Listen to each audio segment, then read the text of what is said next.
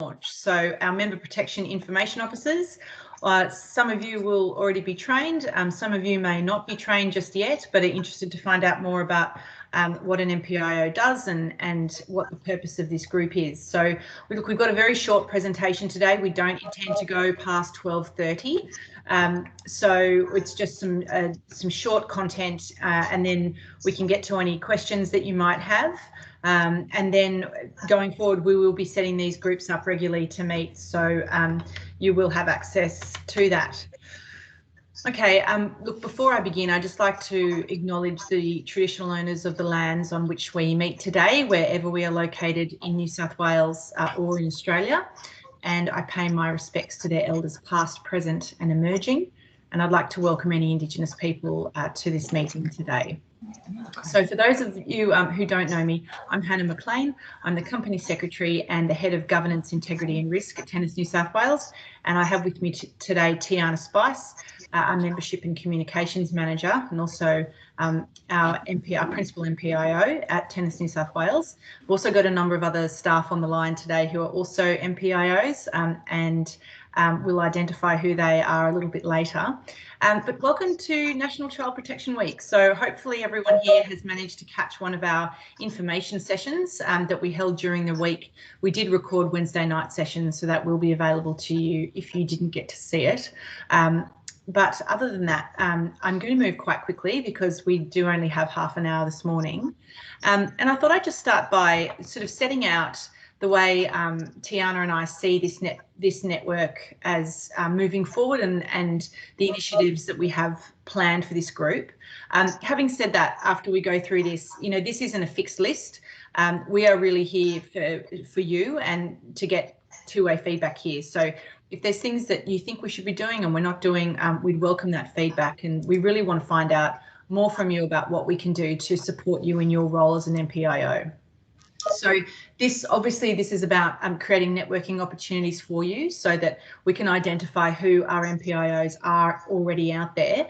And if you are coming into the role or thinking about coming into the role, you would have access to speak to those people about what their experiences have been like.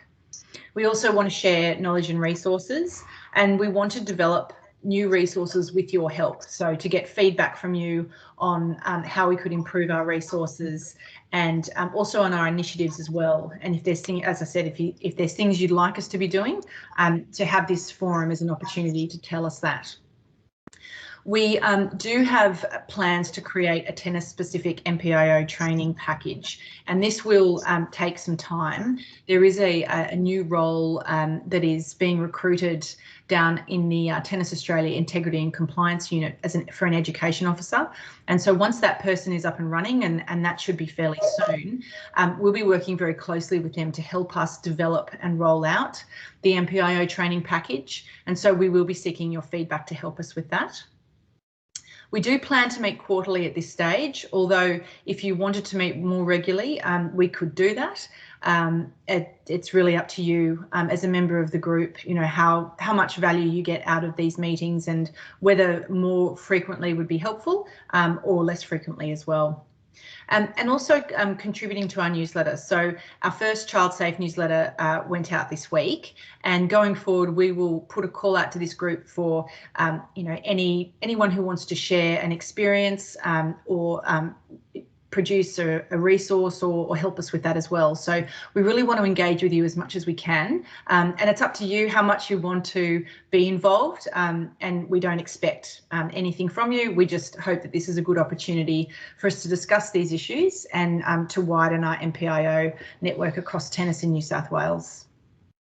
So one of the things we're just going to briefly cover today is how you become an MPIO. So I'm going to hand over to Tiana for this, who's going to take you through the location of the current training through the Office of Sport. Thanks, Tiana. Thanks, Hannah. I'm just going to share my screen very briefly with you all. So many of you will have already just sing out or give me a thumbs up if you can see that. Yeah, cool. So many of you will have already been trained in the Member Protection Information Officer course, which is hosted by Play by the Rules through the Office of Sport. For those of you who aren't or are keen to look at this further, you can sign up to do the course online. So it is at Play by the Rules, and you can access this through the Office of Sport. It is there's an online component and a face-to-face component. So the online component takes approximately 3 hours, maybe less, maybe a little bit more.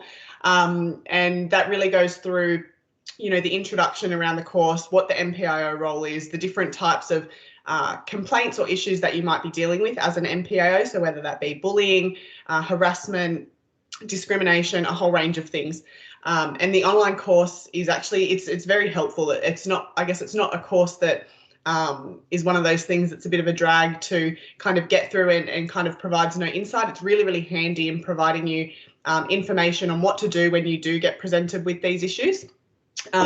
So the course is available online. The second component of the course is face-to-face, and given the circumstances that we're all currently in at the moment with COVID, that's conducted online in a webinar, similar to how we're doing this, and that's in small groups. So you might be in a group with 10 other people, and that's 2 one-hour sessions, and that's facilitated by someone from the Office of Sport.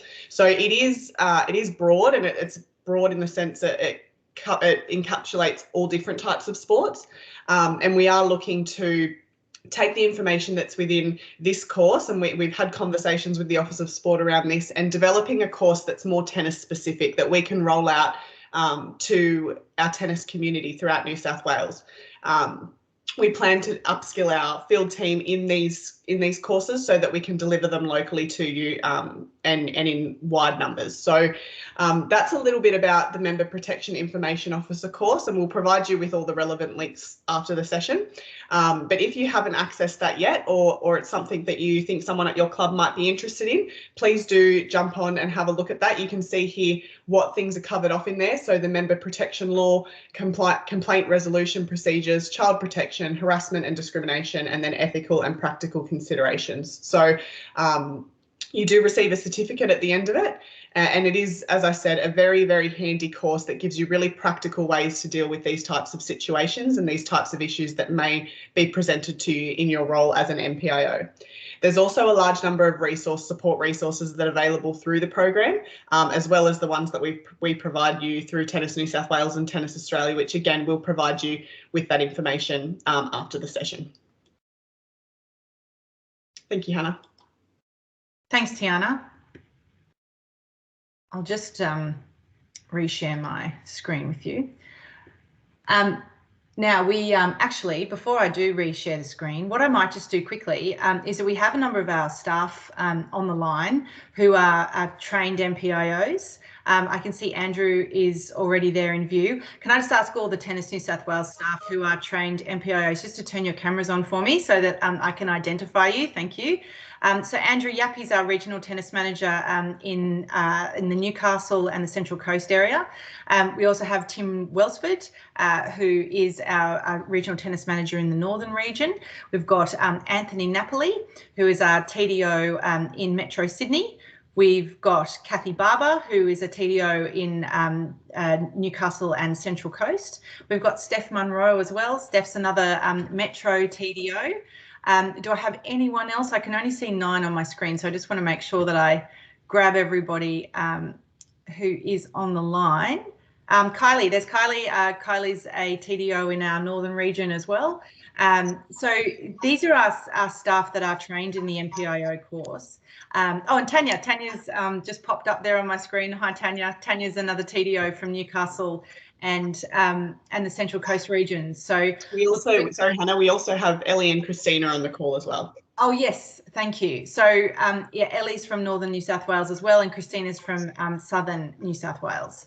So look, these are, all of our staff who are trained in this are available to help you. Now, when we do get complaints under the member protection policy, there is a process that we go through to assess them to see whether we need to deal with them.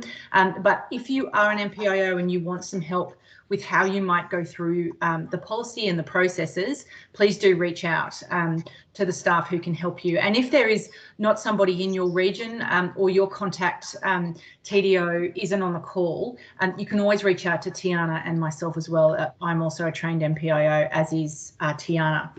Thanks everyone for jumping on. You can jump off camera if you like now. Okay, so what I wanted to take everyone through now, just briefly, which I thought might be helpful, is the reporting protocols under the member protection policy. Now, this really comes off the back of a few questions we had during our child safety sessions this week around what the processes are. And I think it's really important that when we're thinking about if you do get an allegation of child abuse particularly, that there is a very set reporting protocol to follow. And the reason that we do that is to make sure that all of the right people that need to know about this are told.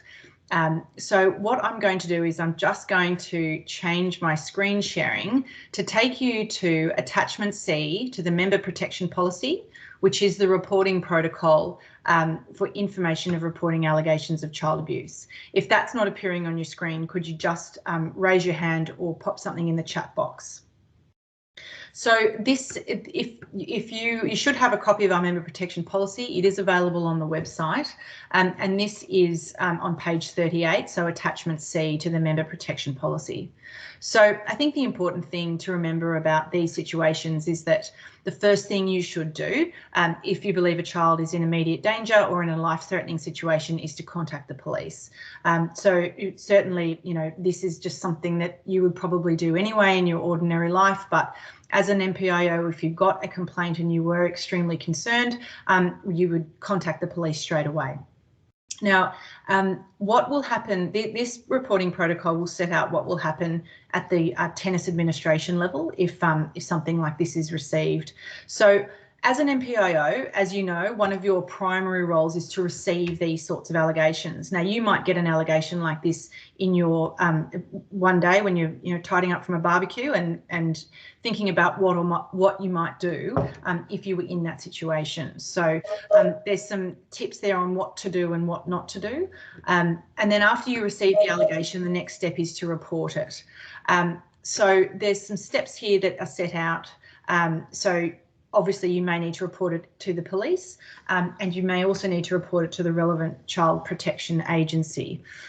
You can, and I would suggest that in any event, if you did receive a complaint like this, that you would contact at least the police, if not both, and to try and work out what they suggest the best avenue would be.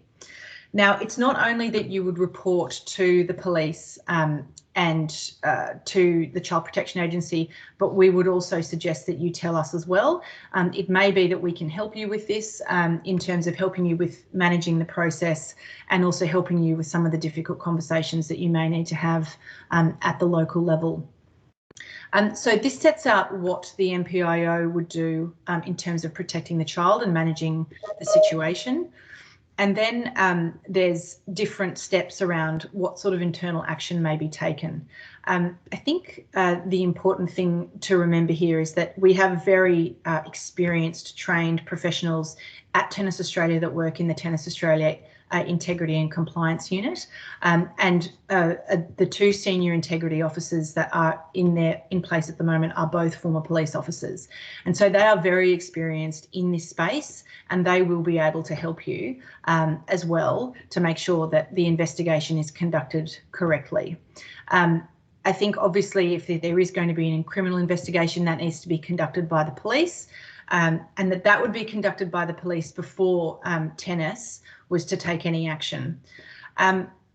So I really just wanted to draw your attention to that document because I know that sometimes there can be concern that you need to deal with these things yourselves. You definitely do not need to do that. There are other trained professionals out there that are that specifically have specific knowledge and expertise in dealing with matters like this. And I thought maybe something that might be useful to share very briefly was just a quick war story that has come across my desk earlier this year around a matter that wasn't reported, and that what could happen. So we did receive a complaint that an MPIO had received a complaint that there was a concerned parent that a coach may be grooming a child. The MPIO decided not to take any action because they didn't think that there was enough evidence, and that they thought that it was probably just, you know, a statement that had been made that wasn't quite serious. And then a number of weeks later, it actually came that there was a proper complaint made off the back of the initial complaint. And what that meant was that it was a difficult situation for the MPIO, who hadn't followed the initial complaint all the way through, or spoken with anyone. And tennis we didn't receive knowledge of it until after the second complaint. And so what we probably would have suggested to the MPIO if they'd come to us at the first complaint was to probably to do things a little bit differently and make sure that they had moved the complaint off their desk onto somebody else. So in this case, we would have suggested that they probably discuss it with the police to see whether the police might want to take their own steps to investigate what had happened. So I think the takeaway from that really is that if you do receive a complaint, no matter how serious or what you think, knowing the individuals that are making the complaint, whether it's real or not, is it to take everything really seriously, and to use the resources that you have to determine what the best next steps would be. Okay. That's really the end of the content that we wanted to cover today. We've got about 12 minutes left, and I'd just reach out to everybody that's on the call. If you've got any questions about this or anything else that you've heard this week, great opportunity to do that.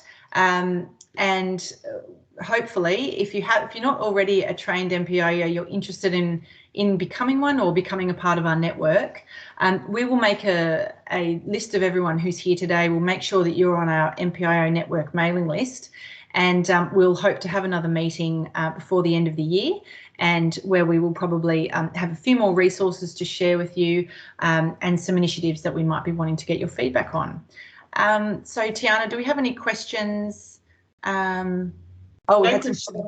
No questions just yet that we haven't addressed, but I just wanted to reiterate that we'll be sending out a survey to you early next week, and we're really keen to get your insight and thoughts on what you would like to see from this MPIO network.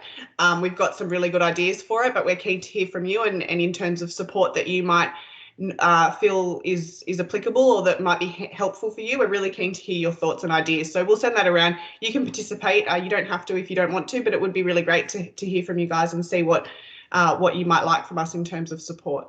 But any questions, please feel free. Hannah, sorry, there's a lady here. Lynn, you go first. Oh, thank you. I have a question.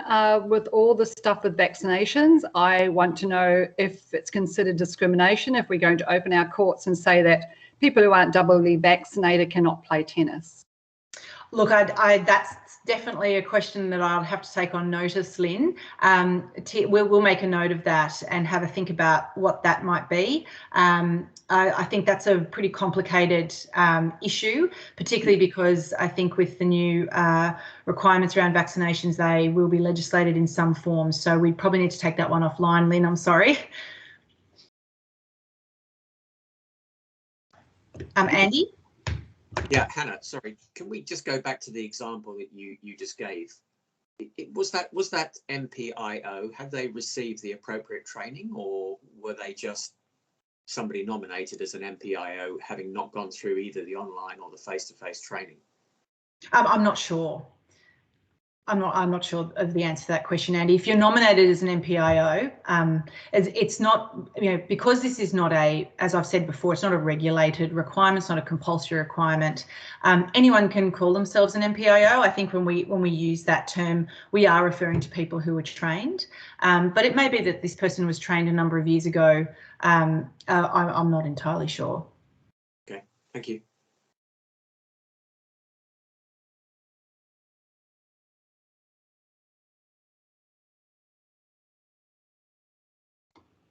Valerie and Ruth, you've both got your hand up, but I'm not sure if that was from earlier. Might have been from earlier.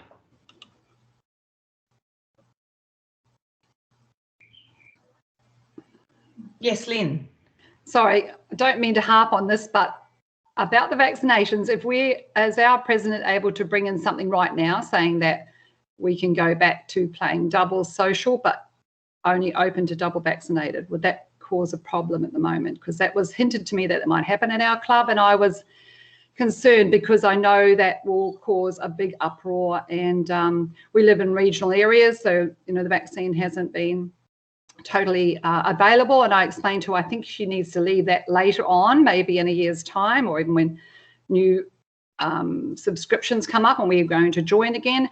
I don't think it's a good idea to discriminate at this stage. I just need to know a heads up, please. Yeah, look, the guidance that Tennis New South Wales has given in relation to everything to do with COVID is set out in the EDMs that you would have received. We did provide an update, I believe might have been earlier this week or late last week, Tiana, around the double vaccination issue that has come out. We've really left this up to everybody on an individual basis to take the steps they need to take. I think one of the difficulties, as a state sporting organisation, is that it's not possible for us to give individual advice to clubs. I appreciate this is a difficult situation for everybody with restrictions lifting and everything changing, but we're not really able to give that sort of blanket advice. That's why we say to our clubs, get your own independent advice on what the specifics that you're going to do. We're not really, unfortunately, equipped to look at everybody's situation individually. I know that's not an ideal answer, Lynn, but we have really left this open because everybody has different operations and different requirements. But if you're concerned about a discriminatory policy, I think it would be very sensible to get some independent legal advice. Thank you. Hannah, it might just be a good idea to mention Lawrence Robertson's YouTube clip that went out yesterday, because there he emphatically tells people that doubles will not be allowed. And he tells them why, and I think the why is because we're treated as businesses. And if you took the simple example of a restaurant would not be allowed to allow you in unless they had validated that you were double vaccinated before you came in. And look, I can't speak for other clubs, but as a deeply volunteer-run club ourselves, it's nigh on impossible to validate the public court hirers, let alone, we could do the members theoretically, but then we would be discriminating against the public. And that to me would be an abuse of our lease with the council. So look, as you say, it's up to the individual clubs, but there are some serious issues around this which people need to think about. Yes, that's right, Andy. Thank you for that. Yes, thank you for mentioning that YouTube video is in the Clubhouse News. And Tiana has just popped it in the chat box. Thank you, Tiana.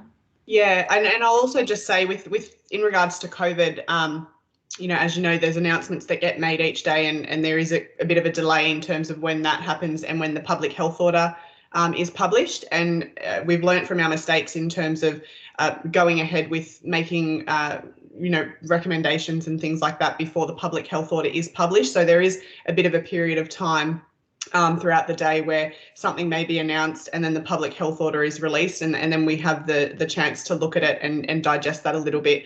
But we will always provide communication via email as to, I guess, the more obvious restrictions and how that kind of may apply to tennis. But as Hannah said, we always take that approach that this is just a guidance, and that each club, because there are so many different circumstances and different levels of activity happening at each club, with different parameters for monitoring compliance and things like that with the public health order, we do recommend that you seek your own independent advice, whether that's from New South Wales Health or whoever it might be. But that will be available on our website, and there's communications scheduled for later today. So that will be coming to you as well. Ruth, I've noticed you've popped your hand up. Yes. Just back to the example you gave with the reporting.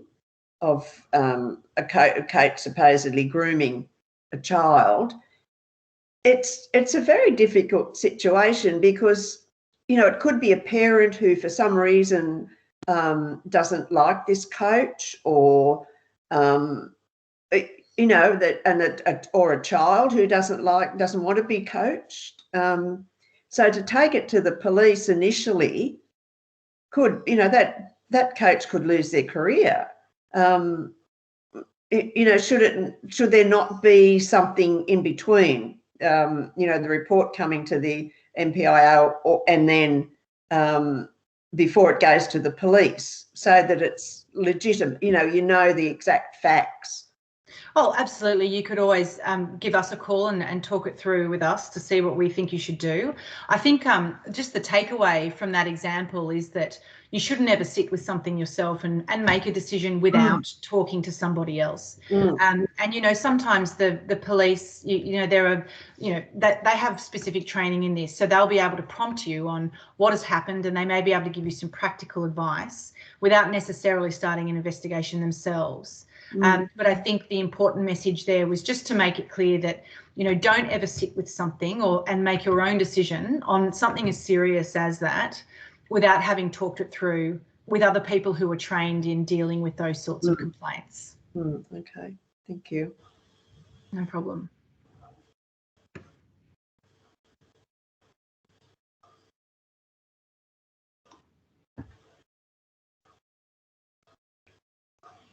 Bev, we've got Bev and John. Bev, you have a question? Yes. Can you hear me now? Yes, thank you. I'm sorry, my camera's not working, so that's okay. No that's problem. all I can do. In the packet, I'm concerned with photographs and videos that we take for our newsletters of our kids, and previously I've always emailed parents and got them to email me back saying it's okay. So I'm wondering if it's possible in the package that we get that there's a sort of a pro forma that we as committee members, and perhaps for our coach as well, a pro forma that parents can sign, giving us permission to include photos and videos in the newsletters. Okay, that's a great suggestion, Bev. I'll take that one back. I know we use that for our Todd Woodbridge Cup, so I'll see if we can produce something and send it around to this group. No problem at all. Okay, thank you. And John. Yes, it's my specific question is that I'm from Illawarra and we have a large number of members. I'm just saying, are we allowed just one MPO per organisation? Because it's just that we have a junior committee which is fairly large, and they would probably have an interest in the space. So that's my question. Yeah, look, it's really up to you. If you can get more than one person to put their hand up, I mean, you can have as many MPIOs as you like. What is suggested as best practice, and if you do the course, or if you've done the course, you would have heard this. They say that it's ideal to have a male and a female, so that you've got both genders available depending on the gender of the complainant. So if you could get two, that would be great. But you know, equally, as long as there is somebody that people can go to, that's from our perspective, we think that's best practice. But you know, if you want more, there's no reason why you couldn't have more. I think it's more just getting that person who is happy to put their hand up, because I'm sure everyone on the call knows that, you know, an MPIO can be a challenging role, and so if you can get the volunteers, by all means, do that. Okay, thanks for that. And my last question was just along the lines of the photos and videos. Should that permission, if we're going to take photos of junior players, etc., does that need to be a specific advice for each occasion, or could we have a general one like we have, like I guess like Tennis New South Wales has for like tournaments? Say by signing up to this tournament, you allow us the right to take photos of your young player if we so wish. So just along those lines. I think I probably have to take that one offline. I think it would just really depend on what you're taking the photos for. I mean, getting consent to taking a photograph is, you know, situational dependent. So it really will just depend on what you're doing, where you're taking the photos, and what's happening. I know that this issue has been floating around for a little bit. There's no clear guidance at a national level on this as well. So it isn't a straightforward answer. But John, if you want to pop your email address in the chat box, I'll follow up with you after the session.